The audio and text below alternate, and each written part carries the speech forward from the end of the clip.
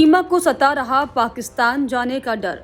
सीमा ने कहा, अब मैं भारत की बहू हूं। मोदी योगी से फिर लगाई गुहार। पहलगाम हमले के बाद से ही भारत एक्शन मोड में है और किसी भी कीमत पर पाकिस्तान पर रहम फरमाने के मूड में नहीं दिखाई पड़ रहा। और यही वजह है कि सारे पाकिस्तानियों को वापस पाकिस्तान जाने की सख्त सलाह दे दी गई है। लेकिन अब इस सख्त फरमान से सीमा मीणा की धड़कनें भी बढ़ी हुई हैं, क्योंकि इस आदेश के मुताबिक अब सीमा को भी हिंदुस्तान छोड़ना होगा।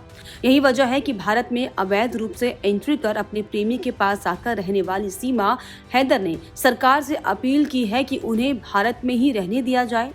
पहलगाम आतंकी हमले के बाद पाकिस्तानी नागरिकों के वीजा रद्द किए जाने के फैसले के बीच सीमा ने खुद को भारत की बहू बताते हुए प्रधानमंत्री नरेंद्र मोदी और उत्तर प्रदेश के मुखिया योगी आदित्यनाथ से भावुक गुहार लगाई है। सीमा ने कहा कि मैं पाकिस्तान की बेटी थी, अब मैं भारत की बहू हूं और मुझे यहीं पर रहने दिया जाए। मैं पाकिस्तान नहीं जाना चाहती।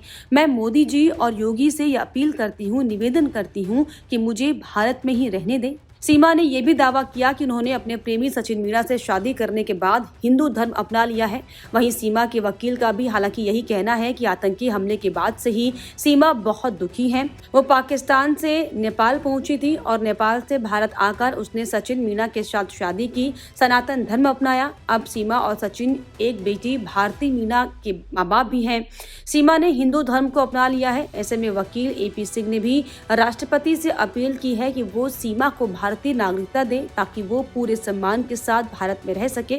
आपको बता दें कि सीमा हैदर साल 2023 में उस समय चर्चा में आई थी जब उन्होंने पाकिस्तान के कराची स्थित अपने घर को छोड़कर नेपाल के रास्ते अवैध रूप से भारत में एंट्री की थी। सीमा अपने 4 बच्चों के साथ भारत आई थी और उत्तर प्रदेश के ग्रेटर नोएडा के रबुपुरा इलाके में रह रहे सचिन मीणा के साथ रहने लगी।